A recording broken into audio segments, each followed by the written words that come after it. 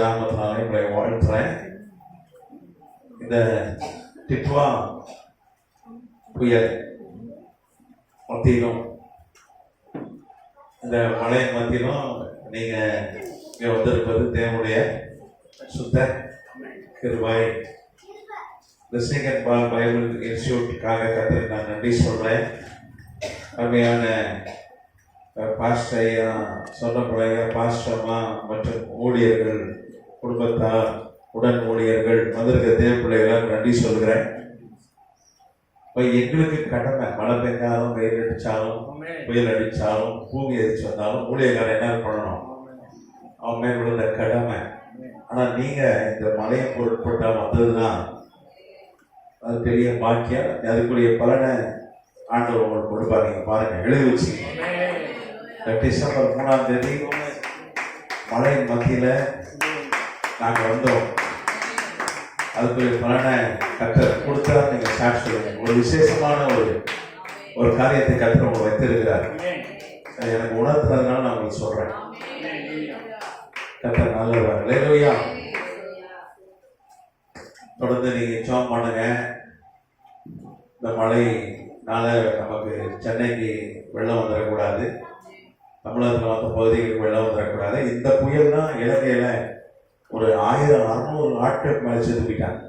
இந்த புயல் தான் மழை, பயங்கரமாக மழை பெஞ்சு அது நம்மகிட்ட வரும்போது கர்த்தர் என்ன பண்ணார்? அந்த வீரியத்தை குறைச்சிட்டார். அதே வேகத்தில் வந்துருந்தா என்ன இருக்கும் யோசிச்சு பாருங்க. ஆண்டவர் கிருபையாக நம்மளை பாதுகாத்தான். அதற்காக கர்த்தர் நன்றி சொல்லுவோமா? ஆண்டவர் சொல்லியிருக்கிறாரு ஆபிரகாம்கிட்ட, 10 பேர் இருந்தால் கூட ஒரு பட்டணத்தை நான் அழிக்க மாட்டேன். 10 நீதிமான்களாவது இந்த தமிழ்நாட்டில் கர்த்தர் வைத்திருப்பதுனால, சென்னை பட்டணத்தில் வைத்திருப்பதுனால இந்த அழிவு இல்லை. கர்த்தர் நம்மதுக்கு சோத்திரம். நீங்கள் தொடர்ந்து ஜெபம் பண்ணுங்க. இன்னைக்கு கூட ஒரு 8 மாவட்டங்கள் நினைக்கிறேன் அவங்க மழை என்று சொல்லியிருக்கிறார்கள். கர்த்தர் நாமம் மகிமைப்படுவதாக. நம்ம கடந்த வகுப்புல நம்ம மார்க்கு 5ஆம் அதிகாரத்திலிருந்து தியானிச்சோம். அது ஏசாயா 9ஆம் அதிகாரம்.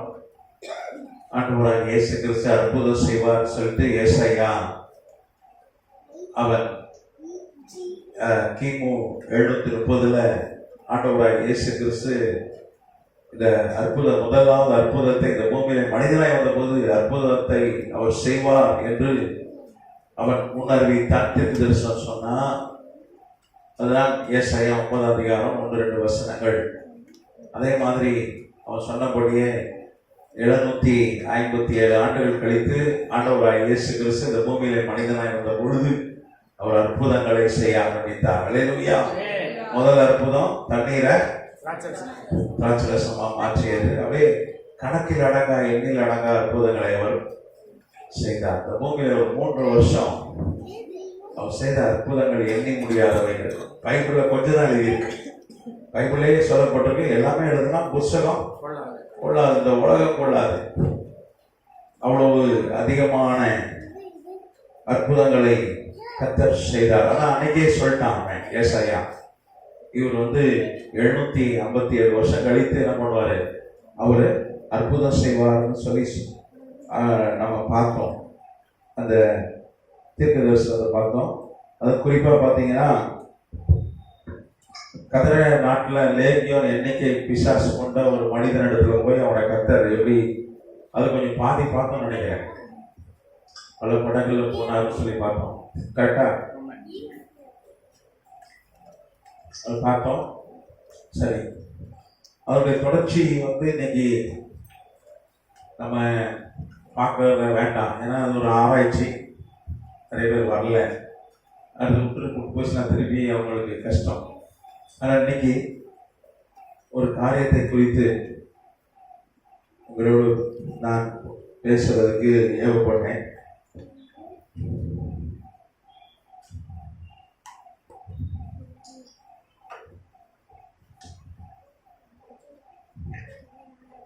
அந்த காரியத்தை குறித்து நான் உங்களோடு பேச விரும்புகிறேன். ஒரு வசனம் வாசிக்கலாம். நீதிமொழிகள் புஸ்தகம்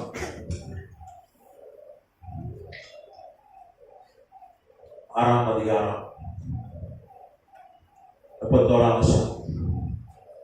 அவன் கண்டுபிடிக்கப்பட்டால் ஆ 7 மடங்கு கொடுத்து தீர வேண்டும். ஆ தன் வீட்டில் உள்ள பொருள்களை எல்லாம் ஆ. கொடுக்க வேண்டியதாகும். 30 வசனம் வாசிங்க. திருடன் தன் பசியை ஆற வாசிங்க 30 30. ஆ விபச்சாரம் பண்ணுகிறவன் 30 இருந்து வாசிக்கிறீங்களா? 30 30 வாசிங்க. திருடன் ஆ தன் பசியை ஆற்ற ஆ திருடினால் ஜனங்கள் அவனை இகழ மாட்டார்கள். ஆ அவன் கண்டுபிடிக்கப்பட்டால் ஆ. 7 மடங்கு கொடுத்து தீர வேண்டும். ஆ. வீட்டில் உள்ள பொருள்களை எல்லாம் ஆ. கொடுக்க வேண்டியதாகும். ஸ்திரீயுடனே விபச்சாரம் பண்ணுகிறவன் மதிக்கெட்டவன். அப்படி செய்கிறவன் தன் ஆத்துமாவை கெடுத்து போடுகிறான். போதும். இங்கே நீதிமொழிகள் புஸ்தகத்துல ஒரு வசனம் வாசம், 2 வசனங்கள் வாசம். நீதிமொழி 6:30 30 31 சொல்லுது, திருடன் கண்டுபிடிக்கப்பட்டால், பிடிக்கப்பட்டால், அவன் கட்டப்பட்டால், அரசு செய்யப்பட்டால், அவன் 7 மடங்கு என்ன பண்ணணும்னா கொடுத்து வேண்டும் அப்படின்னு சொல்லிட்டு இங்கே சொல்லப்பட்டிருக்கிறது. கர்த்தருக்கு ஸ்தோத்திரம். இந்த நீதிமொழிகள் புஸ்தகத்தை கர்த்தர் நமக்கு சாலமோனை கொண்டு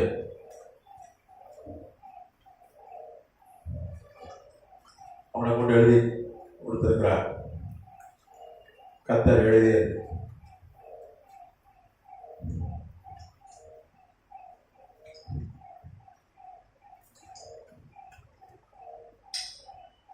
இந்த நீதிமொழிகள் புஸ்தகத்தை சாலமோன் எழுதும்போது அவனுக்கு எத்தனை வயசு நான் ஏற்கனவே சொல்லியிருக்கேன். சொல்லுங்க பாப்போம், அவன் எத்தனை வயசு?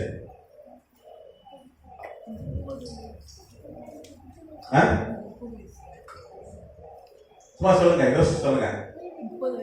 30 வயசா? அப்புறம் ஒருத்தர் 30 சொல்லியிருக்கீங்க. அப்புறம் யோசி பண்ணுங்க. 30 தானா? 30 நீ தான் சொன்னியா? 2 பேர் அப்புறம் 30 சொல்லியிருக்கீங்க. வேற என்ன வயசு?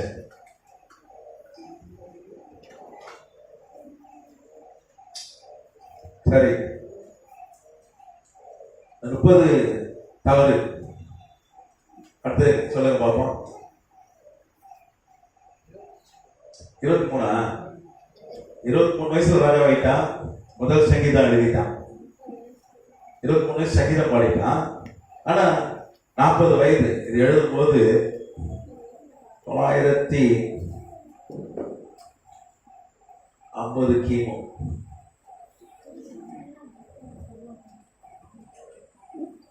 அப்ப சாலமோனுக்கு வந்து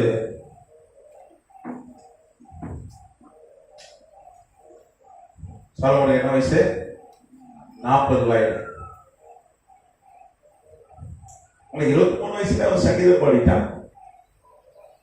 23 வயசுல அவன் என்ன பண்ணிட்டான்? சங்கீதம் பாடிட்டான். கர்த்தருக்கு ஸ்தோத்திரம். நீங்க பாத்தீங்கன்னா முதல் சங்கீதம்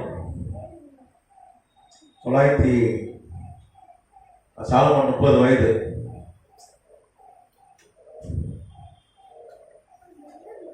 இருபத்தி மூணு வயது.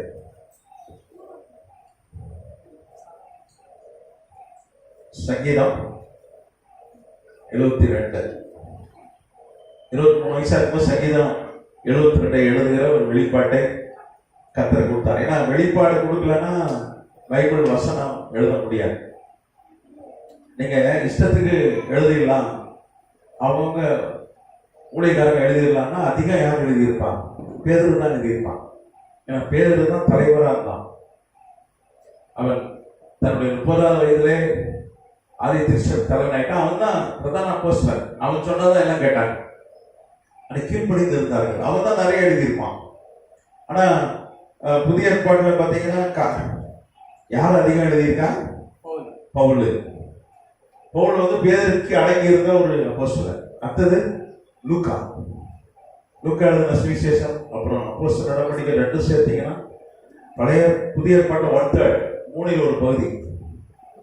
ஆனா பேதுரு பார்த்தீங்கன்னா ரொம்ப குறைவு. 1 பேதுரு 2 பேதுரு அவ்வளவுதானே. இப்போ 1 பேதுரு பார்த்தீங்கன்னா எத்தனை அதிகாரம்? 1 பேதுரு எத்தனை அதிகாரம்? 5 அதிகாரம். 2 பேதுரு வெறும் 3 அதிகாரம் தான். 8 அதிகாரம் தான் இவன் எழுதியிருக்கான். அதிகமாய் எழுதினது பவுலும் லூக்காவும் தான். அப்போ கர்த்தருடைய வார்த்தை வெளிப்பட்டால் ஒழிய பைபிள் எழுதவே முடியாது. இந்தியாவில் கூட தோமா வந்தார். தோமாவுடைய கல்வி எங்க இருக்கு? செயின்ட் தாமஸ் எங்க இருக்கு? ஆமா, சாந்தோம்ல ஒரு சர்ச் இருக்கு, ரோமன் கேத்தலிக் சபை இருக்கு. அவர் கல்ற மேலதான் கட்டியிருக்காங்க. தோமா 52 கிபில இந்தியாவுக்கு வந்தார். சர்ச்சை மறிச்சார். ஆனா அவரு ஒரு வசனம் கூட பைபிள்ல எழுதல. அவரை பத்தி பைபிள் இருக்கு, ஆனா அவர் ஒரு வசனம் கூட எழுதல. எலியா வானத்திலிருந்து அக்னி இறக்குறாங்க, கரெக்டா? எலிசா செத்து போன அவனுடைய பாடி ஒரு வருஷம் கழித்து வெறும் எழுந்துதான் இருக்கு. அதுல ஒரு மனிதனுடைய செத்துட்டு அவன் அடக்கம் பண்ணப்படும் வரும்பொழுது எதிரிகளுடைய படை வந்து விட்டது. அதனால பாடியை தூக்கி போட்டு தப்பிச்சு ஓடுறாங்க. அவங்ககிட்ட மாட்டிட்டா செத்துருவோன்னு அடக்கம் பண்ண வந்தாங்க. அந்த எழுப்பப்பட்டு அவன் உயிரோடு எழுந்திடப்பட்டான். ஒருத்தன் ஓடினான். அவன் எவ்வளவு வல்லமையான ஒரு தீர்க்கதரிசி, கரெக்டா? ஆனா அவன் ஒரு புத்தகம் எழுதுறானா? நோவா ஒரு புக் எழுதுறானா? எப்பேற்பட்டால் நோவா. இந்த உலகத்துல ஆண்டவர் 77,40,00,000 மக்களை அளித்த பொழுது அவனையும் அவனுடைய குடும்பத்தை சார்ந்த 8 பேரை மாத்திரம் தான் என்ன பண்ணார்? கண்டவர் காப்பாற்றினார். 100 வருஷம் பிரசங்கம் பண்ணான். ஏதாவது சொல்லுது, அவனை மாதிரி உத்தரன் உலகத்துல கிடையாது. நீங்க அதிகாரம் 6 அதிகாரம் சொல்லுது, இந்த உலகத்திலே 77 கோடி 40 லட்சம் ஜனங்கள் அன்னைக்கு இருந்தார்கள். அந்த அத்தனை பேர்ல ஒரே ஒருத்தன் தான் உத்தமன். அவன் யாரு? நோவா. ஒரு பைபிள் கர்த்தருடைய வார்த்தை வெளிப்பட்டால் ஒழிய எழுத முடியாது. ஏன்னா இதெல்லாம் கர்த்தருடைய வார்த்தை. நீங்க பாத்தீங்கன்னா பைபிள் 1445 கிமுல எழுதப்பட்டது. எழுத ஆரம்பிச்சாங்க. ஃபர்ஸ்ட் புத்தகம் யோபு, அப்புறம் ஆதியாகமம்ல மோசேயை கொண்டு ஆண்டவர் ஸ்டார்ட் பண்ணி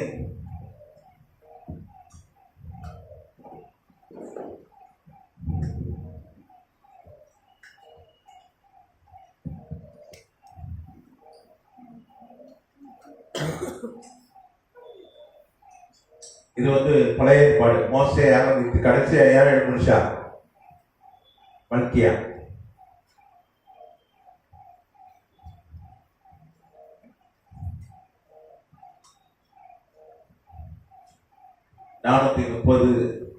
கிமு.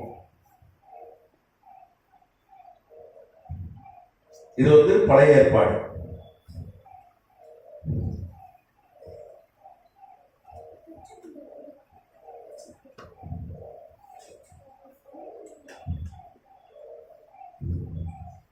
புதிய ஏற்பாடு பார்த்தீங்கன்னா 45 கிபியில ஸ்டார்ட் ஆகி ஃபர்ஸ்ட் யார் எழுதலாம்? யாக்கோபு.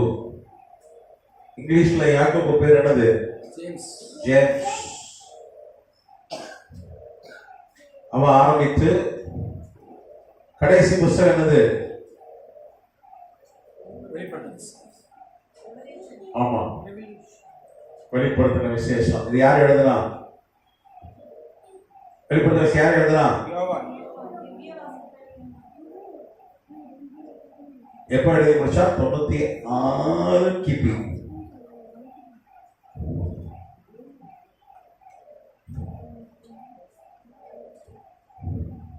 அப்போ இதுல இருந்து எத்தனை வருஷம் பைபிள் எழுதப்பட்டது? இன்னைக்கு 2025. 1445 கூட்டினீங்கன்னா 10, 7, 4, 3470 ஆண்டுகள் முன்பாக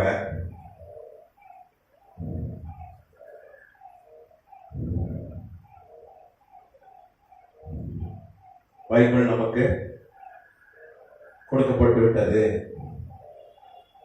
கர்த்தரால் கொடுக்கப்பட்டது. பைபிள் கொடுக்கப்பட்டு எத்தனை வருஷம் ஆச்சு? 3470 ஆண்டுகள்.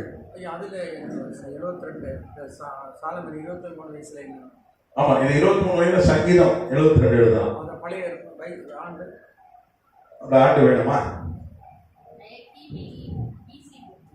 எது சிஸ்டர்? எது பிசி வரும்? கீழே கிபி, கீழே வந்து கிறிஸ்து பெண் தானே இவனா, மேல கிமு. ஓ இதுவா? Correct, thanks sister. ஏடி கரெக்டா?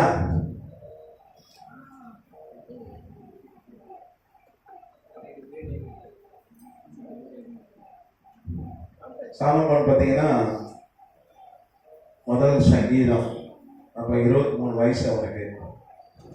967 கிமு.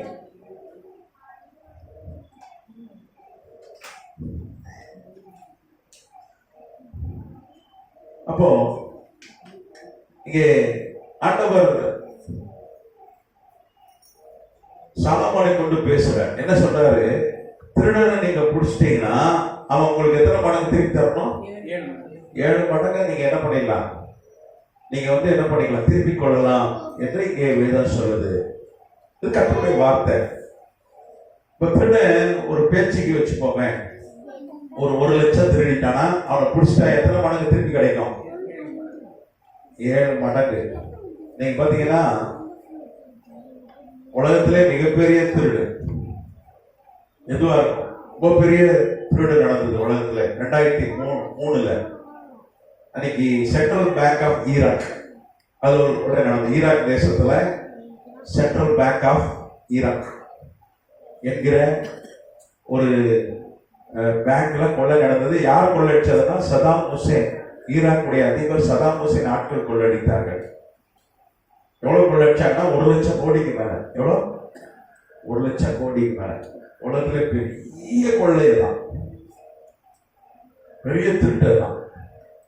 அதுக்கப்புறம் அதை அமெரிக்கா ராணுவம் அவங்களை பிடித்தார்கள். பிடித்த போது முழுசா கிடைக்கல. பொதுவாக திருடன் பிடிச்சிட்டா முழு பணமும் வந்து எடுத்துருவாங்க. ஆனா இங்கே 1 லட்சம் கோடிக்கு மேல திருடு போச்சு. ஆனா பாதி கூட கிடைக்கல. அவ பாதி எங்க போச்சுன்னா திருடர்களை பிடித்து விட்டார்கள். அமெரிக்க ராணுவம் அன்னைக்கு அமெரிக்க ராணுவம் போச்சு. அமெரிக்கால இருந்து ஈராக் மீது படையெடுத்து பாதி அமெரிக்க ராணுவ வீரர்கள் சாப்பிட்டான். அமெரிக்க ராணுவ வீரர்கள் எடுத்துக்கிட்டாங்க. அப்ப முழுசா திருடப்பட்ட பணம் முழுசா வந்து சேர்ந்ததா? இல்ல. ஆனா இங்க வேதம் சொல்றது, நீ திருடனை பிடிச்சிட்டீனா நீ 7 மடங்கு என்ன பண்ணலாம்? திருப்பி உனக்கு கிடைச்சிடும், நான் தந்துடுவேன். நீ என்ன பண்ண? திருடனை கட்டிடு, பிடிச்சது, கண்டுபிடிச்சிருன்னு இங்க வேதம் சொல்லுது. கர்த்தர் நாமத்துக்கு ஸ்தோத்திரம். நீங்க யாத்ரா புஸ்தகம் 22ஆம் அதிகாரம்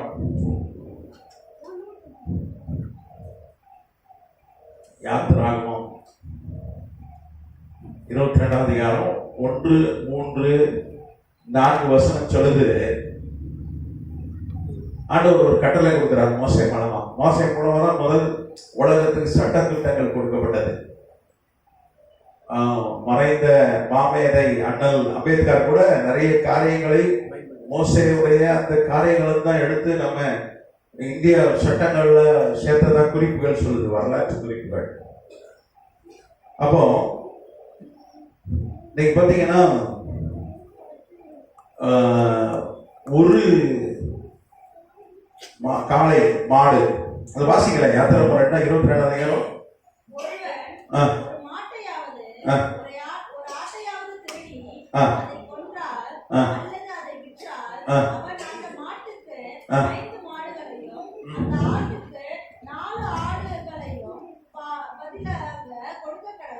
ஒரு மாடு ஒருத்தர் எடுத்துட்டா எத்தனை மாடு கொடுக்கணும்? 5 மாடு. அப்புறம் ஒரு ஆடு திருட்டா எவ்வளவு எத்தனை ஆடு கொடுக்கணும்?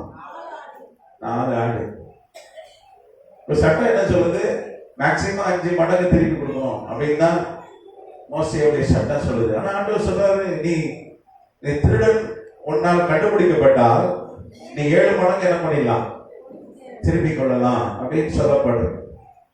அப்புறம் வேத வசனங்கள் எல்லாம் எப்படி இருக்குன்னா நமக்கு திஷ்டாந்தமா இருக்குது. பழைய ஏற்பாட்டு வசனங்கள் நமக்கு ஒரு திஷ்டாந்தமா இருக்கிறது. கர்த்தருக்கு ஸ்தோத்திரம். அப்போ இங்கே இந்த திருடன் என்கிற வார்த்தை யாரை குறிக்கிறது? நீங்க வாசிக்கலாம். யோவான் 10ஆம் அதிகாரம், யோவான் 10ஆம் அதிகாரம் 10ஆம் வசனம். திருடன் திருடவும் ஆ கொல்லவும் அழிக்கவும் வருகிறானே அன்றி ஆ வேறொன்றுக்கும் வரான். நானும் அவைகளுக்கு ஜீவன் உண்டாயிருக்கவும் அது பரிபூர்ணப்படவும் வந்தேன். இங்கே வேதம் சொல்லுது திருடன் யாரு? பிசாசு. யோவான் 10ஆம் அதிகாரம் நீங்க முழுக்க வாசிச்சீங்கன்னா அது சொல்லப்பட்டிருக்கு. திருடன் எதுக்கு வரான்? திருடவும் கொல்லவும் அடிக்கவும் வந்திருக்கேன். நான் எதுக்கு வந்திருக்கேன்? உன் ஜீவன் பரிபூர்ணப்படவும் ரட்சிக்க நான் வந்தேன் ஆண்டவர் சொல்றார். திருடன் பிசாசு, ஆண்டவர் நம்முடைய ரட்சகர். கர்த்தருக்கு ஸ்தோத்திரம்.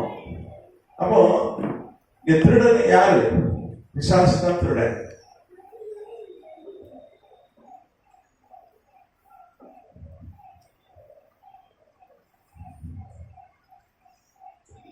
சாத்தான்.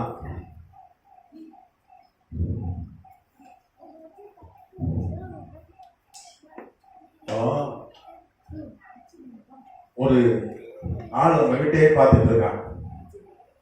நீங்க என்ன பண்ணீங்க? ரொம்ப நேரம் நம்ம வீட்டை பார்க்க நீங்க போய் விசாரிப்பீங்க, ஏன்பா என் வீட்டை பார்க்க? நமக்கு டவுட் வரும், இவன் திருடணும், ஏன் சும்மா பார்க்கறான்? அப்படிதானே உண்டா இல்லையா? அப்படிதானே? எல்லாரும் வீட்லயும் ஒரு கேமரா மாட்டிருக்காங்க, அப்பப்போ பார்க்காங்க. ஏன்னா நம்ம வீட்டை ஒருத்தர் பார்க்கறோம், உடனே இறங்கி போய் ஏன்பா பார்க்கற என் வீட்டை கேட்கிறோமா இல்லையா?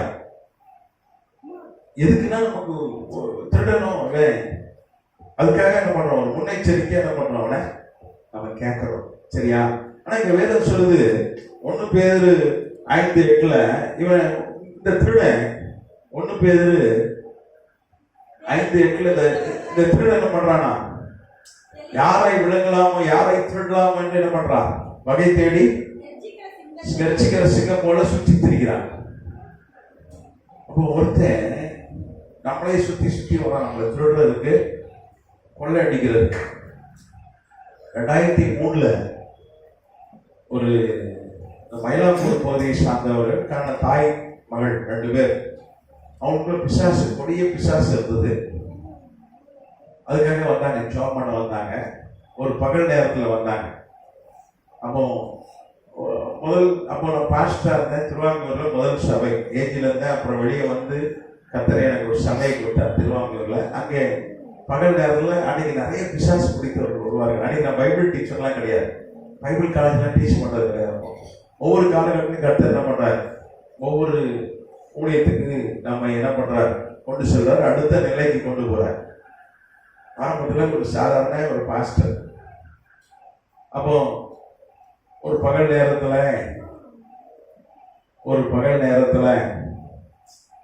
வந்து அவங்களை கொண்டு வந்தார்கள். அப்போ சபையில பகல்ல நிறைய ஆட்கள் கொண்டு வருவாங்க, அவங்களுக்காக ஜெபம் பண்ணுவோம். பிசாசு பிடித்தவர்களுக்காக, குறிப்பா பிசாசு பிடித்தவர்களும் நிறைய கூட்டுறதுலாம் வருவாங்க. இப்ப இவர்கள் எங்கெங்கே போய் சுகமாகல. கர்த்தர் பார்த்தீங்கன்னா இந்த ஆளை வச்சுதான் சுகமாகணும்னு முடிவு பண்றான்னா எவ்வளவு பெரிய உலகத்துல பெரிய ஊழியக்காரங்க ஜெபம் பண்ண கூட அது ஆண்டவர் முடிவு பண்றாருன்னா அப்படிதான். நீங்க பாத்தீங்கன்னா பேதுரும் யோவானும் தேவாலயத்துக்கு போறாங்க. அங்க யார் இருக்கா? ஒருத்தர் பிச்சை எடுக்கிறான். ஆமா, அவன் பிறவி முடவர். நீங்க நல்லா கவனிக்கணும். கர்த்தருக்கு ஸ்தோத்திரம். ஹலோ ஹலோ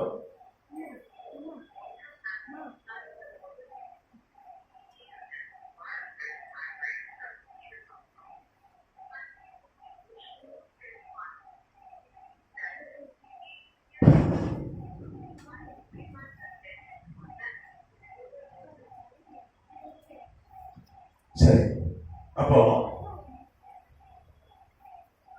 இங்கே ஒரு திருடன் நம்மை சுற்றி சுற்றி வருகிறான். யாரு? பிசாசு நம்மை சுற்றி வருகிறான். யாரை விழுங்கலாம் என்ற வகையை தேடி சுற்றி திருகிறான். நான் சொன்னேன், 2 தாய் மகன் வந்தார்கள்.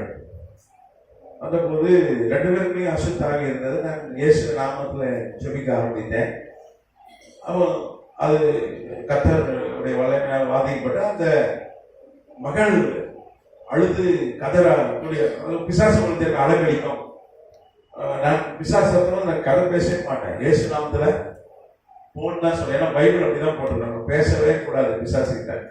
சிலர்லாம் பார்த்தீங்கன்னா பேட்டி எடுப்பாங்க, கதை பேசுவாங்க, அவங்க எப்படி இவங்க எப்படின்னு சொல்லி பேசுவாங்க. அந்த ஊழியக்காரர் எப்படி இவர் எப்படின்னு கேட்பாங்க. அப்படிலாம் கேட்கக்கூடாது. ஆண்டவர் அப்படிதான் பைபிள்ல பிசாசு கிட்ட ஒரே ஒரு பிசாசு கிட்ட தான் பேசினாரு. லேக்கியம் அதுக்கான அது எதுக்காக பேசினா உங்க பேர் என்னன்னு ஏன் கேட்டாருன்னா 6000 பேர் எதுக்குள்ள இருந்தது. நான் பேர் கெர்சோன், மார்க் 5. அதனாலதான் கேட்டார். ஏன்னா அந்த 6000 பிசாசு ஒரு ஆளுக்குள்ள இருக்கின்றதை காண்பித்து கொடுக்கிறது தான் நம்ம கிட்ட என்ன பண்ணாரு, அந்த வார்த்தையை பேச. அதோட பிசாசு நம்ம பேசவே கூடாது. இயேசு நாமத்துல போன்னு சொல்லி இயேசு நாமத்துல சொன்னா ஓடிடும். ஏன்னா நமக்கு அதிகாரம் அவ்வளவுதான். ஆனா யார் துரத்துறது? ஆண்டவர் தான் துரத்துறது. அவருடைய வல்லமை தான். நம்ம வார்த்தை சொன்னா போதும் கர்த்தர் என்ன பண்ணுவார், நம்முடைய வல்லமையால பிசாசை துரத்திவார்.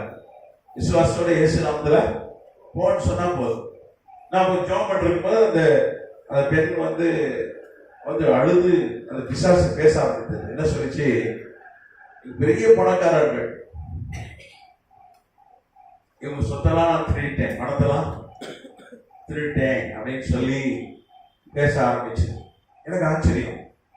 எனக்கு அது வரைக்கும் பிசாசு இப்படி பணத்தெல்லாம் திருடுவானா? எனக்கு வேதம் சொல்லுது அவன் திருட. நம்முடைய எல்லா ஆசீர்வாதங்களை, பணத்தை, அப்புறம் சமாதானத்தை, ஆரோக்கியத்தை எல்லாத்தையும் திருடுறவன் என்று வேதம் சொல்லுது. அப்போ ஆச்சரியமா இருந்தது. அப்புறம் அந்த சகோதரி விடுதலாயிட்டாங்க. விடுதலாகி அப்புறம் அவங்களுக்கு ஞானசாரம் நான் கொடுத்தேன். கர்த்தர் திரும்பினால அந்த தாயார் விடுதலாயிட்டாங்க. கர்த்தராமத்துக்கு விசாரிக்கும் போது சொன்னாங்க, பெரிய கோடீஸ்வரர்கள், ஏராளமான சொத்து அவங்களுக்கு, சொந்தமா லாரி எல்லாம் இருந்தது, நிறைய சொத்து, வசதி, நிறைய கட்டணம், அதுவும் மயிலாப்பூர்ல வசதியானவர்கள் அப்படின்னு சொன்னாங்க. ஒரு குறிப்பிட்ட கட்டடம் கூட இவங்க தான் சொன்னாங்க. எனக்கு தெரியும் அந்த கட்டடம் கூட இவங்கன்னு சொன்னாங்க. கடைசியில் பார்த்தீங்கன்னா அவங்க அந்த நேரம் வரும்போது ரொம்ப கஷ்டம், ரொம்ப வறுமையில் வந்தார்கள். அப்போ பிசாசு என்ன பண்றான், பணத்தை திருடுறான், ஆரோக்கியத்தை திருடுகிறான், சமாதானத்தை திருடுகிறான், நம்முடைய பதவி உயர்வை திருடுகிறான், நம்முடைய தொழிலை திருடுகிறான், எல்லாத்தையும் திருடுறான். பிள்ளைகளுடைய படிப்பை திருடுறான், நிம்மதியை திருடுறான். சில தூக்கம் வராது, தூக்கத்தை என்ன பண்றான், திருடுறான். அப்போ அதான் ஆண்டவர் தெளிவா சொன்னாங்க, திருடன் அவன் கொள்ளவும் அழிக்கவும் அதுக்குதான் வந்திருக்கான், வேற எதுக்கும் வரவே இல்லை என்று ஆண்டவர் சொல்றாங்க. அப்ப இந்த வேதம் சொல்லுது, அவன் என்ன பண்றானா, யாரை விழுங்கலாம் என்ற வகை தேடி சுற்றி திரிகிறான். சிலர்லாம் என்ன பண்ணுவாங்க தெரியுமா, ஒரு தொடப்பு கட்டைய தரமாட்டு வச்சிருப்பான், இல்லைன்னா என்ன பண்ணுவான், செருப்பு வச்சிருப்பான். எதுக்குன்னா இந்த பிசாசு சுத்தி சுத்தி வராயா, அவன் திருடன் இந்த தொடப்பு கட்டை செருப்பும் பார்த்தா என்ன பண்ணுவான், பயந்து ஓடிடுவான். அதுக்கெல்லாம் பயப்பட மாட்டான், அதுக்கெல்லாம் பயப்பட மாட்டான். இந்த நம்ம வீட்டை பாதுகாக்கிறதுக்கு என்னெல்லாம் செய்யறோம், கூட்டு போடுறோம், அது விலகெல்லாம் கூட்டுலாம் வந்துட்டோம், நம்பர் போட்டு, இப்போ ஸ்மார்ட் கூட்டுலாம் வந்துட்டு கை ரேகை வச்சாதான் திறக்கும். அதிகமாக உங்களுக்கு வீட்டில் இருக்கவங்க கை ரேகை வச்சாதான் திறக்கும். ஒரு ஆள், ஒரு சகோதரர் அப்படிதான், ஒரு ஐடி கம்பெனியில் வேலை செய்ய, ஃபாரின்லாம் போய் வேலை செய்ய வந்தவர் ஒரு பூட்டு வாங்கிட்டு வந்தார். வெளிநாட்டுல இருந்து அமெரிக்காவில் ஒரு பூட்டு வாங்கிட்டு வந்தார், கை ரேகை. குடும்பத்தாரெல்லாம் என்ன பண்ணோம், கை ரேகை வச்சாதான் திறக்கும் அந்த பூட்டு. அவரு வீட்டார் எல்லாரும் கை ரேகை வைப்பாங்க, திறக்கும். அவர் என்ன பண்ணாரு, அதுவும் வலது கை ரேகை வச்சு அறுக்குறாங்க. அவங்க மனை பிள்ளைகளும் லீவு ஊருக்கு போயிட்டாங்க, சம்மர் வெக்கேஷனுக்கு ஊருக்கு போயிட்டாங்க. இவர் ஆஃபீஸ் போயிட்டு வரும்போது கையில் அடிபட்டு, இந்த கரெக்டாக இந்த கட்டவரில் அடிபட்டு வீங்கி போச்சு, ரத்த கடிச்சு. இந்த கார் கதவு மாட்டும்போது கார் கதவுல நெஞ்சிட்டு கை வச்சு பார்க்க மாட்டேன். நம்மால் என்ன பண்ணுறோம், திருடங்கிட்ட வந்து காப்பாற்ற விதவிதமா செய்யறான். கடைசியில் அப்புறம் வேற வழி இல்லாம பூட்டை அமெரிக்காவிலேருந்து வாங்கிட்டு வந்த பூட்டை என்ன பண்ண வேண்டியதாச்சு, உடைக்க வேண்டியது. இங்க வந்து ஒரே படம் போட்டான், நம்மால ஒரே அடியில உடைச்சு வச்சுட்டான். இப்பெல்லாம் வந்து திருடை பேர்பட்ட பூட்டையை உடைச்சிடலாம். வரும்போதே ஒரு வெல்டிங் மிஷின் கொண்டு வரான் கையில வச்சு, நோண்டு இருக்கு, அது ஏற்கனவே சார்ஜ் போட்டு கொண்டு வரான். பட்டு ஒரு தட்டு எடுக்கிறான், எப்பேற்பட்ட கோதரேஜ் கூட்டாவது திண்டுக்கல் கூட்டாவது அது போயிருது. முன்னெல்லாம் அப்படி இல்லை, போட்டு கடப்பாங்க போட்டு ஏதாவது பண்ணுவான், சுத்தியில அடி வைப்பா. அப்படி இல்லை, டக்கு டக்கு அன்னைக்கு ஒரு திருடனை பிடிச்சாங்க.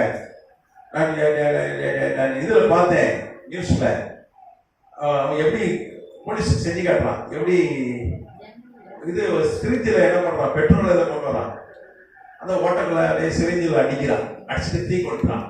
அது மாதிரி பட்டை கொடுக்குது. அவனுக்கு வெல்டிங் மிஷின் கூட தேவையில்லை, ஒரே ஒரு சிரிஞ்சு போதும்.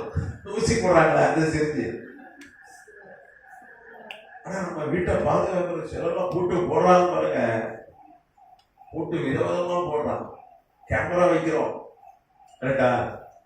ஆனா நீங்க யோக புஸ்தகத்துல வாசிக்கிறோம், யோக புஸ்தகம் 1ஆம் அதிகாரம். கர்த்தர் தான் என்ன பண்ணார், யோகுவை வேலை அடிச்சு காத்தார். வாசிக்கலாம் 10ஆம் வசனம். யோகு 1ஆம் அதிகாரம் 10ஆம் வசனம். அவன் வீட்டையோ அவனுக்கு உண்டான எல்லாவற்றையும் சுற்றி வேலி அடைக்கவில்லையோ, அவன் கைகளின் கிரியை ஆசீர்வதித்தீர், அவனுடைய சம்பத்து தேசத்தில் பெருகிற்று. வேலி யார் அடைகிறார்? வேலி வந்து கர்த்தர். பிசாசு சொல்றான், யோபு என்ன திருட முடியல, அவனை ஒன்றும் செய்ய முடியல. காரணம் என்ன? நீங்க வேலி அடிச்சு காக்கலையா அப்படின்னு சொல்லி பிசாசு இங்க என்ன பண்ணலாம், ஆண்டவர்கிட்ட கேட்கறான். ஆண்டவர் வேலி அடிச்சு காப்பாற்றினால பிசாசு என்ன பண்ண முடியாது, நம்மள ஒன்றும் செய்ய முடியாது.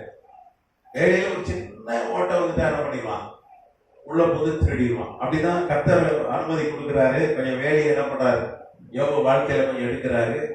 உடனே என்ன பண்ணிடுறான், அவன் யோபுடைய எல்லா சொத்து செல்வம் சம்பத்தை எல்லாம் திருடிடுறான். பிள்ளைகள் செத்து போறார்கள், யோபுடைய ஆரோக்கியத்தை திருடி விடுகிறான். அப்போ திருடன் பிசாசு யாரு? திருடன். அவன் முழு நேரம் 24 மணி நேரம் என்ன பண்றான், அவனை சுத்தி சுத்தி வருகிறான். எப்போ திருடலாம், எப்படி திருடலாம், ஏதாவது வேலை ஓப்பன் ஆயிருக்கா? நம்ம என்னதான் பண்ணாலும் நம்மளால நம்ம பிசாசு கிட்ட வேலை அடிச்சு காப்பாற்ற முடியாது. அன்னைக்கு பார்க்குறேன், ஒரு அம்மா, ஒரு கிராமம், அது நைட்டு அங்கே அந்த அம்மா திடீர்னு ரோட்டுக்கு வந்து வீட்டில் ஒரு 11-12 மணி இருக்கும், கெட்ட வார்த்தையில திட்டது. என்னடா கெட்ட வார்த்தையில திட்டு? ஒரு கிராமம் அது. என்னன்னு கேட்டா, ஒன்றும் இல்லை தம்பி, பேய திட்டினாங்க தம்பி, நான் கெட்ட வாசலை திட்டா என்ன பண்ணிடணும், பேய் ஓடிடும். நீ கெட்ட வாசலை திட்டம் ஒரு தலைமையில தான் பார்த்துருக்கோம், அது எப்படி ஓடும்? சில பைபிள சுத்தி வச்சு படுப்பான். ஒரு நாள் தான் எனக்கு தெரிஞ்சு வீடு ஃபுல்லா பைபிள் வச்சிருக்காரு. என்னன்னா ராத்திரி ஆனால் எங்களை வீட்டு நாங்கள் படுத்துட்டு என்ன பண்ணிடுவோம், சுத்தி பைபிள் வச்சிருக்கோம். பைபிளுக்கெல்லாம் பயிர மாட்டோம், பைபிளுக்கெல்லாம் சில சிலுவை போடுவான், பதிலீங்களா சுத்தி சிலுவை போட்டு படுப்பான். அது 15 நிமிஷம் கரெக்டா சுத்தி. எனக்கு ஒரு கம்மியா தெரியும், படுறா அப்படின்னா இங்க சிலுவை போட்டு ரெண்டு என்ன பண்றான், அப்படியே போடுறான். அப்புறம் ஐயோ ஜாயிண்ட் விட்டு போச்சு, இப்படி 15 நிமிஷம் ஆச்சு அவன் சிலுவை போடுறது. இங்கே ஆண்டவர் தான் நம்மள என்ன பண்ணணும், வேலை அடிச்சு ஜபம் பண்ணணும். ஜபமும் வேற வாசிப்பு கர்த்தருக்கு தேவையான என்ன ஆயிரும், வேலை என்ன ஆயிரும். ஒரு சின்ன கேப் எல்லாம் கூட திருட என்ன பண்ணிடுவான், உள்ள புகுந்துருவான். கத்தலாமத்துக்கு சோதனம். அப்போ திருடவும் கொள்ளவும் அழிவு என்ன திருடுறான் பிசாசு நம்ம கிட்ட? ஆரோக்கியத்தை திருடுறான், பணத்தை திருடுறான், நம்முடைய ஐஸ்வர்யத்தை திருடுறான், சொத்தை திருடுறான், சமாதானத்தை திருடுகிறான், எல்லாத்தையும் திருடுறான். அவன் அதுக்குதான் முழு நேரம் நம்மளை திருடுறதுலதான் குறிக்கோளாக இருக்கிறான். ஆனா இங்க வேதம் சொல்லுது, அந்த திருடனை கண்டுபிடிச்சிட்ட நான் உனக்கு 7 எத்தனையா நான் திருப்பி கொடுப்பேன். நான் சொல்றேன், நீ இந்த திருடனை என்ன பண்ணணும், நீ கட்டணும். நீ அப்படி கட்டிட்டீங்கன்னா நான் உனக்கு என்ன பண்ணுவேன், 7 எத்தனையாய் நான் திரும்ப தந்துடுவேன் கத்த சொல்றேன். கத்தநாமத்துக்கு ஸ்தோத்திரம். ஒரு வசனம் வாசிச்சிடலாம். கத்தநாமம் மையம் பொருளாக மத்தேயு எழுதின சுவிசேஷ நூல் 2ஆம் அதிகாரம் 29ஆம் வசனம்.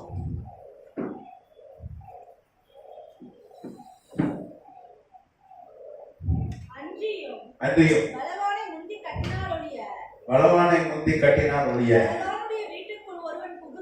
பலவானுடைய வீட்டுக்குள் ஒருவன் புகுந்து அவன் உடமைகளை எப்படி கொள்ளையிடக்கூடும். அப்படி அவன் பலவானை கட்டினால் ஆகியில் அவனுடைய வீட்டை கொள்ளையிடலாம். கத்தநாமத்துக்கு ஸ்தோத்திரம். இங்க வேதம் சொல்லுது, நீங்க மத்தேயு 12ஆம் அதிகாரம் நீங்க புதுக்க வாசித்தீங்கன்னா, இந்த பலவான் என்று யாரை சொல்லுகிறது வேதம்? சாத்தானை, பிசாசை இங்கே வேதம் சொல்லுது. நீங்க மத்தேயு 12ஆம் அதிகாரத்துல நீங்க தொடர்ந்து பார்த்தீங்கன்னா 26 வாசித்தீங்கன்னா, சாத்தானை சாத்தான் துரத்தினால் தனக்கு விரோதமாய் தானே பிரிவினை செய்கிறதாக இருக்கும். அப்படி செய்தால் அவன் ராஜ்யம் எப்படி நிலையில இருக்கும். அன்றியும் பலவானை முந்தி கட்டினால் ஒழிய பலவானுடைய வீட்டிற்குள் ஒருவன் புகுந்து அவன் உடைமைகளை எப்படி கொள்ளையிடக்கூடும். கட்டினாயானையாகில் அவன் வீட்டை கொள்ளையிடலாம். வேதம் சொல்லுது, பலவான்றது பிசாசு. பிசாசை நீ கட்டினாதான் உன் பொருட்கள் அவன் வீட்டுல கிடக்குது. அவன் ஏற்கனவே திருடி வச்சிருக்கான் உன் பொருள் எல்லாம், உன் பணத்தை, உன்னுடைய ஆரோக்கியத்தை, உன்னுடைய ஆசீர்வாதங்களை, உன்னுடைய சமாதானத்தை எல்லாம் திருடி அவன் வீட்டுல வச்சிருக்கான். வேதம் சொல்லுது பலவானுடைய வீடு என்று வேதம் சொல்லுது அங்க வச்சிருக்கான். அப்படி அவனை கட்டினாதான், அவனை நீ கட்டினாதான் நீ என்ன பண்ண முடியும், 7 மடங்கு உன்னுடைய பொருட்களை என்ன பண்ண முடியும். நீ ஒரு பொருளை இருந்தீங்கன்னா 7 மடங்கு உன்னால திருப்பி கொள்ள முடியும்னு ஆண்டவர் சொல்றேன். அப்போ நம்ம என்ன பண்ணணும், திருடனாகிய சாத்தானை பிசாசை கட்ட வேண்டும் என்று வேதம் சொல்லுது. நீங்க மத்தேயு எழுதின சுவிசேஷம் 18ஆம் அதிகாரம் 18ஆம் வசனம் ஆண்டவர் சொல்றாரு.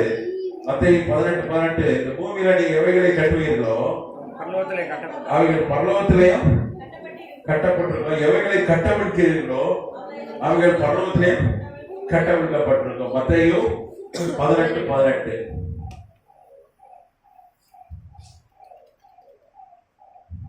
பலவான் பிசாசு.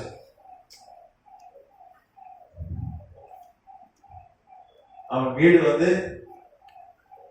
பலவான் வீடு எது? 3வது வானம், 3வது வானம், 2வது வானம் மன்னிக்கிறோம், மணி பாருங்க, 2வது வானம். 2வது வானம் குறித்து எபேசியர் 6 வாசிக்கிறோம். எபேசியர் 6:12 சொல்லுது, வான மண்டலங்களில் உள்ள பொல்லாத ஆவிகளின் சேனைகளோடு நமக்கு ஏனெனில் மாம்சத்தோடும் ரத்தத்தோடு அல்ல, துரைத்தனங்களோடும் அதிகாரங்களோடும்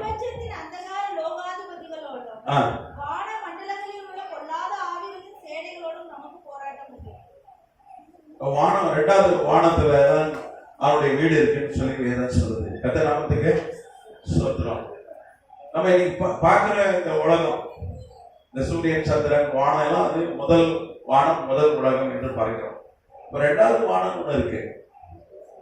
நீங்க தானியேல் 10ஆம் அதிகாரத்திலே சொல்லப்பட்டிருக்கு 2வது வானம். 2 கொரிந்தியர்ல நீங்க பாத்தீங்கன்னா 12ஆம் அதிகாரத்துல 3வது வானம் சொல்லப்பட்டிருக்கு. 3வது வானத்துல பரலோகம் இருக்கு, பரதேசி இருக்காது. அந்த நாமத்துக்கு ஸ்தோத்திரம். நீங்க 2 கொரிந்தியர் 12ஆம் அதிகாரம் நீங்க பாத்தீங்கன்னா 2ஆம் வசனம் சொல்றது, கிறிஸ்துவுக்குள்ளான ஒரு மனுஷனை அறிவே, அவர் 14 வருஷத்துல 3ஆம் வானம் வரைக்கும் எடுக்கப்பட்டான். அந்த மனுஷர் பரதீசுக்குள் எடுக்கப்பட்டு மனுஷர் பேசப்படாததும் வாக்கு கேட்டாதமாய வார்த்தைகளை கேட்டான் என்று அறிந்திருக்கிறேன். அப்ப மூணாவது வானத்துல என்ன இருக்கு? பரலோகம், பரதீசு, தேவனுடைய சிங்காசனம் இருக்கு. இரண்டாவது வானத்துல யார் இருக்கா? வானம் மண்டலம், பிசாசுடைய வீடு, ஹெட் குவார்டர்ஸ் எல்லாம் இருக்கு. கீழே நாம இருக்கிறோம். அப்போ வேதம் சொல்லுது, அவன் வீட்டுக்குள்ள நீ பலவான் வீட்டுல போய் அவனை நீ கட்டினாதான், நீ கட்டினா அவன் வீட்டை கொள்ள அடிக்கலாம். அவன் ஏற்கனவே உன்னை கொள்ள அடிச்சு என்ன பண்ணியிருக்கான்? எல்லாத்தையும் வச்சிருக்கான். உன்கிட்ட திருடி இருக்கான். உன்னை சுத்தி சுத்தி வந்து என்ன பண்ணியிருக்கான்? நிறைய திருடிட்டான். உனக்கு வேலி ஓப்பன் ஆகி இருந்ததுனால, உன்னை சுத்தி சரியா வேலி இல்லாததுனால, யோபு சொத்தெல்லாம் திருடினது போல, யோபுடைய ஆரோக்கியத்தை திருடினது போல என்ன பண்ணிட்டான்? ஏற்கனவே திருடி வச்சிருக்கான். அப்ப நம்ம என்ன பண்ணுமா? கட்ட வேண்டும் என்று வேதம் சொல்லுது. அதனாலதான் மத்தேயு 18:11 சொல்லி, எவைகளை நீ இந்த இங்கே கட்டுறியோ அது என்ன பண்ணப்பட்டிருக்கோம்? எல்லா வானத்திலையும் கட்டப்பட்டிருக்கோம். நீங்க ஒரிஜினல் டெக்ஸ்ட் பாத்தீங்கன்னா பரலோகம் இருக்கு தமிழ் பைபிள்ல. அங்கே நீ கட்டிடலாம். எங்க கட்டிடலாம்? இரண்டாவது வானத்துல பிசாசு கட்டிடலாம். நீங்க 2015 வரைக்கும் விஞ்ஞானிகள் வந்து ஒரு வானம் தான் இருந்துன்னு சொன்னாங்க. 2015 தான் மல்டிவர்ஸ்,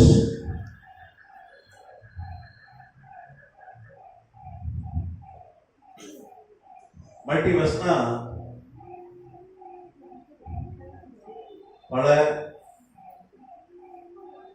உலகம்.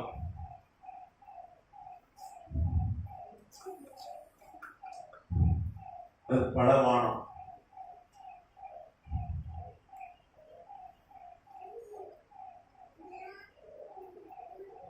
அப்படியே கண்டுபிடிச்சாங்க. அமெரிக்க விஞ்ஞானிகள் தான் கண்டுபிடிச்சாங்க.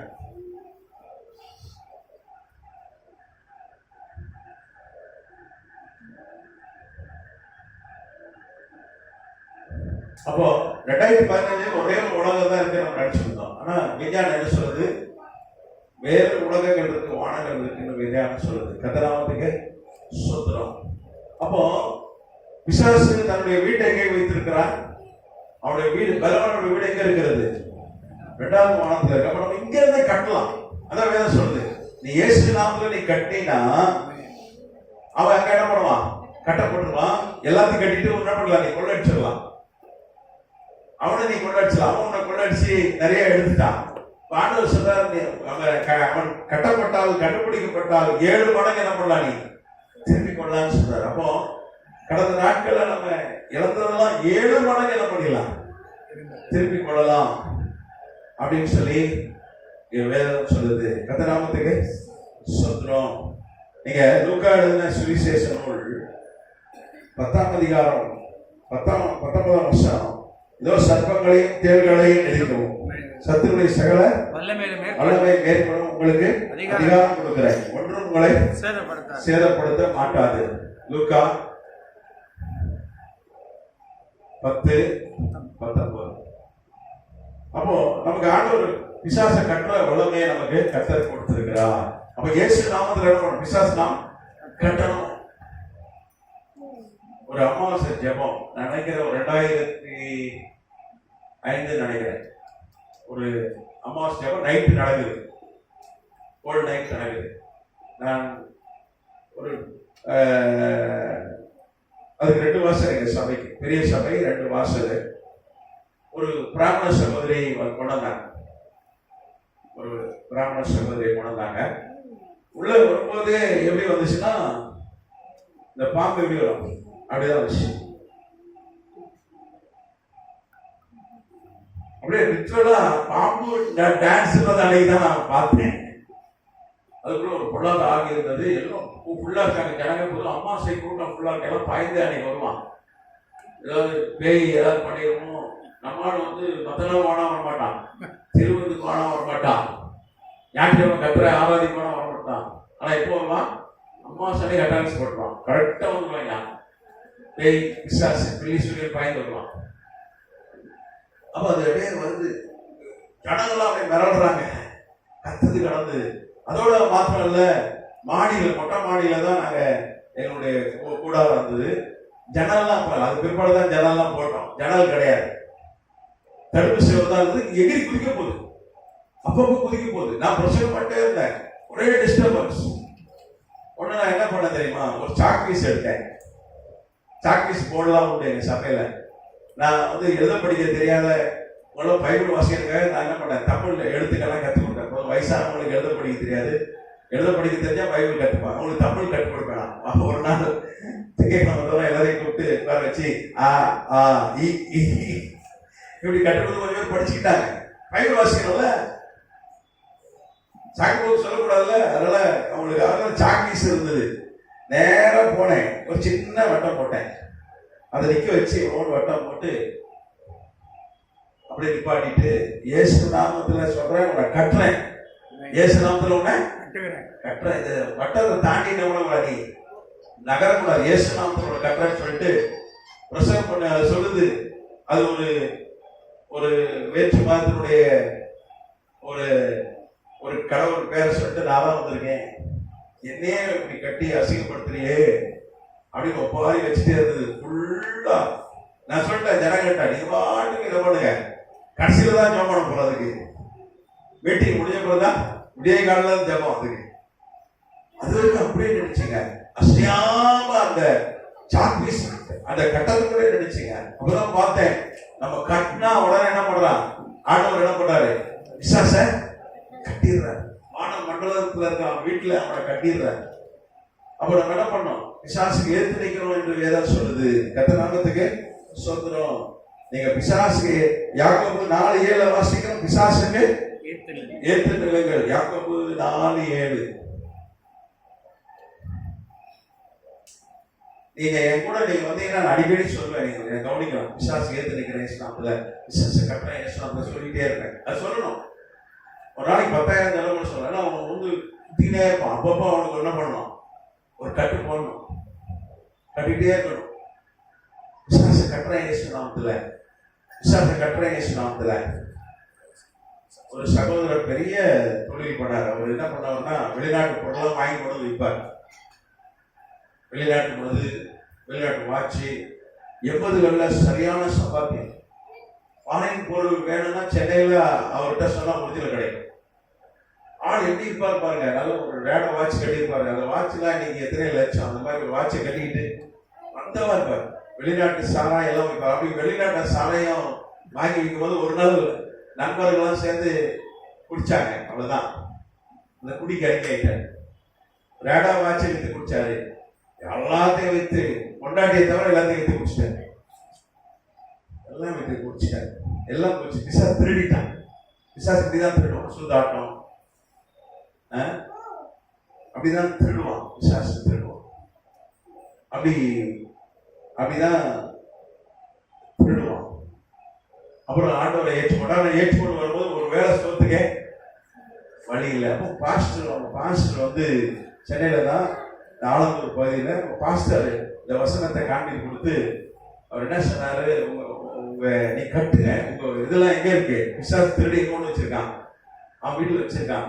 நீங்க என்ன பண்ணுங்க, விசுவாச டெய்லி கட்டி ஜெபம் பண்ணுங்க, கட்டி ஜெபம் பண்ணுங்க, நீங்க 7 மடங்கு திருப்பி கொள்ளலாம் அப்படின்னு கற்றுக் கொடுத்தாங்க பாஸ்டர். நல்ல பைபிள் டீச்சர் அவரு கற்றுக் கொடுத்தாரு. அதே மாதிரி அவங்க குடும்பமா இயேசு நாமத்துல கட்டிக்கிட்டே இருந்தாங்க. கர்த்தர் அவங்க எல்லாம் எவ்வளவு இழந்தாங்க, அதெல்லாம் 7 மடங்கு திரும்ப 7 மடங்கு திருப்பிட்டாங்க. இன்னைக்கும் நமக்கு ஏன் கடன் இருக்கு, திருடி வச்சிருக்கான் நம்ம வருமானத்தை, பணத்தை. ஏன் சமாதானங்களை சண்டை, அவன் சமாதானத்தை திருடி வச்சிருக்காங்க. ஏன் உடல் ஆரோக்கியம் இல்லை, ஆரோக்கியத்தை என்ன பண்ணிருக்காம திருடி வச்சிருக்கான்.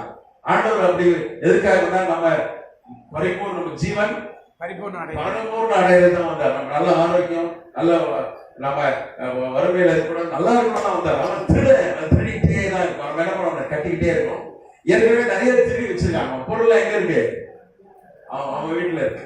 நம்ம என்ன பண்ண கட்டணும், கட்டி ஜாப் பண்ணானா நம்ம பொருளை சொல்லணும். பலமான இயேசுநாத்துல சாத்தான பலமான இயேசுநாத்துல கட்டுறேன், நான் கொள்ளையடிக்கிறேன், என் பொருள் அவன்கிட்ட இருக்கு, நீங்க 7 மடங்கு நீங்க திருப்பிக்கலாம்னு சொல்லியிருக்கீங்க ஆண்டவரே, நான் என்ன பண்றேன், கொள்ளையடிக்கிறேன்னு சொல்லி என்ன பண்ணோம், அவன்கிட்ட நம்ம பொருள்லாம் எடுக்கணும். 7 கத்த திரும்ப தருவாங்க. 7 மடங்கு நீங்க இழந்து உங்கள்கிட்ட திருடிட்டான் பிசாசு. நிறைய இழந்துட்டீங்க, உங்களுக்கே தெரியல. அவன் நைஸா திருடுறான், எப்படி திருடுறானே தெரியல. அவன் நம்மகிட்ட எல்லாத்தையும் திருடிட்டான். அதெல்லாம் கர்த்தர் என்ன பண்ணுவார்? 7 மடங்கு 7 நமக்கு என்ன பண்ணுவார்? அவர் திருப்பி தருவார். கர்த்தர் நாமத்துக்கு ஸ்தோத்திரம். அவர் திருப்பி கொடுக்க வல்லவராக இருக்கிறார். அதனால நீங்க என்ன பண்ணணும்? என்ன பண்ணணும்? பிசாசை கட்டிக்கிட்டே இருக்கணும். நீ கட்டும் போது என்ன நடக்குதுன்னா, ஆண்டவரோட கட்டிடுறான். இயேசு நாமத்தை சொல்லும் பொழுது, இயேசு நாம பிசாசை கட்டுறேன்னு சொல்லும் பொழுது கர்த்தர் என்ன பண்ற? அவனை கட்டுறான். நீக்கும் உங்க பொருளெல்லாம் தூக்கி வந்துடலாம். கர்த்தர் நாமத்துக்கு ஸ்தோத்திரம். அதனால நீங்க என்ன பண்ண? பிசாசு ஏற்றுங்கள். நீங்க பிசாசை கட்டி நீங்க ஜெபம் பண்ணீங்கன்னா நீங்க இழந்து போனதெல்லாம் 7 மடங்கு உங்களுக்கு கர்த்தர் திரும்ப தருவார். நான் முடிச்சதை கர்த்தர் நம்மளை ஆசீர்வதிப்பார்.